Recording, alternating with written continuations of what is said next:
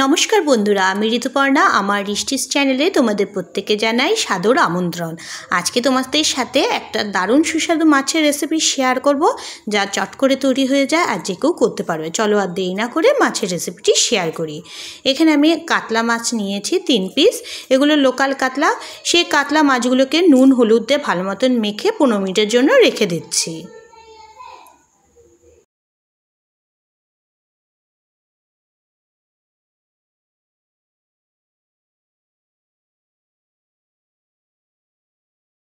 বন্ধুরা, আমি মাছগুলো ভালো মতন ম্যারিনেট করে নিয়েছি। এগুলো আলাদা সরিয়ে রাখলাম। এবার গ্যাস অন করে কড়াই বসিয়ে দিলাম। কড়াই ভালো মতন গরম করে নিচ্ছি। এবার কড়াইয়ের মধ্যে আমি দিয়ে দিলাম 3 চামচ পরিমাণে তেল ভালো মতন গরম করে নিচ্ছি। যখন ধোঁয়া বেরোতে শুরু করবে, প্রথমে আমি আলুগুলো এর মধ্যে ভেজে নিচ্ছি। আলুগুলো এরকম আমি লম্বা লম্বা করে কেটে নিয়েছি। আলুগুলো 2 মিনিট আমি একটু ভেজে নিচ্ছি। প্রথমে ভাজা আলুগুলো এবার একটা পাত্রের মধ্যে উঠিয়ে নিচ্ছি। এবার ওই তেলের মধ্যে একে একে ম্যারিনেট করা মাছের টুকরোগুলোও দিয়ে দিলাম। মাছের দুই পাশই হালকা লাল করে ভালো মতন ভেজে নিলাম। মাছগুলো দুপাশ দিয়ে ভালো মতন ভেজে নিয়েছি। এবার ভাজা মাছগুলো একটা পাত্রের মধ্যে উঠিয়ে নিচ্ছি বন্ধুরা। এবার কড়াই ওই তেলের মধ্যে 1/2 চামচ পরিমাণে কালো জিরে আর 1/2 চামচ পরিমাণে গোটা জিরে দিয়ে দিলাম। একটা শুকনো লঙ্কা ভেঙে দিয়ে দিলাম। এবার 1 মিনিটের জন্য সব কিছু ভেজে নিচ্ছি। তারপর আমি মাঝারি মাপের একটা পেঁয়াজ কুচি করে রেখেছিলাম, সেই পেঁয়াজ কুচি অ্যাড করে দিলাম। হালকা বাদামি করে পেঁয়াজ কুচিগুলোও ভেজে নিচ্ছি এবার বন্ধুরা।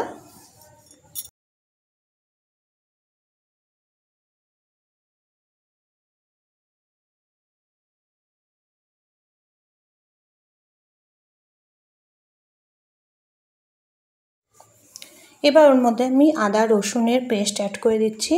আর 1.5 চামচ পরিমাণে আদা রসুন পেস্ট অ্যাড করে দিলাম। সব কিছু ভালো মতন মিশিয়ে নিচ্ছি। আদা কাঁচা গন্ধ না যাওয়া অবধি আমি ভালো মতন ভেজে নিচ্ছি।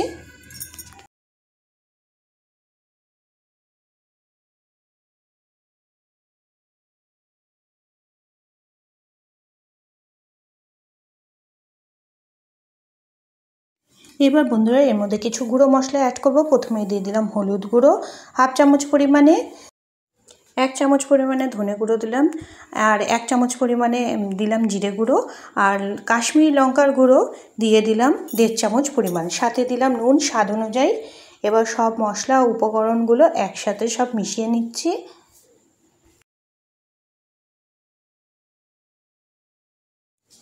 গুঁড়ো মশলাগুলো মিডিয়াম ফ্লেমে ভেজে নেওয়ার পর আগে থেকে ভেজে রাখা আলুগুলো ওর মধ্যে দিয়ে দিলাম। তারপরে সব কিছু আলুর সাথে ভালো মতন মিশিয়ে নিচ্ছি।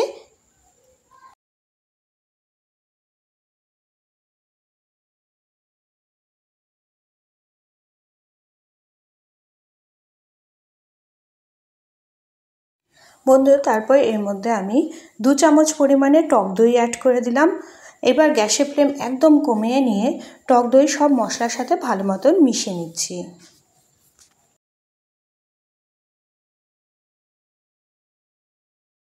ঘরোয়া উপকরণ দিয়েই মাছের ঝোল তৈরি হয়ে যায়। বন্ধুরা, অবশ্যই তোমরা বাড়িতে একবার এই রেসিপিটি ট্রাই করে দেখো।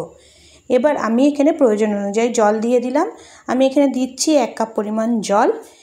জল দেওয়ার পর এখানে কিছু কাঁচা লঙ্কা আমি অ্যাড করে দিলাম স্বাদ অনুযায়ী। তোমরা তোমাদের স্বাদ অনুযায়ী লঙ্কা এর মধ্যে দিয়ে দিবে। এবার আমি একে একে মাছের টুকরোগুলো এই ঝোলের মধ্যে দিয়ে দিলাম। ঝোল যখন ফুটতে শুরু করবে তখন ঢেকে রাখলাম। বন্ধুরা, এই সময় গ্যাসের ফ্লেম কিন্তু একদম কমিয়ে নিয়েছিলাম। 5-6 মিনিট পর আমি কড়া সরিয়ে দিলাম। এবার এতে আমি অ্যাড করলাম 1/2 চামচেরও কম পরিমাণে গোলমরিচ গুঁড়ো আর দিয়ে দিলাম সামান্য পরিমাণে চিনি আর গোলমরিচ গুঁড়ো দেওয়ার পর হালকা নেড়ে চেড়ে নিলাম। এবার গ্যাসের ফ্লেম একটু বাড়িয়ে দিয়ে ঝোলটা 1 মিনিটের জন্য ফুটিয়ে নিয়ে গ্যাসের ফ্লেম অফ করে দিলাম।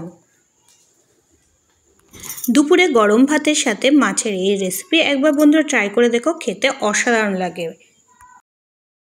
ভিডিওটি ভালো লেগে থাকলে অবশ্যই বন্ধুরা লাইক আর শেয়ার করে দিও। নতুন ভিউয়ারদের রিকোয়েস্ট করবো চ্যানেলটিকে সাবস্ক্রাইব করে দেওয়ার জন্য আর পাশে বেল আইকনটিকে ক্লিক করে দেওয়ার জন্য।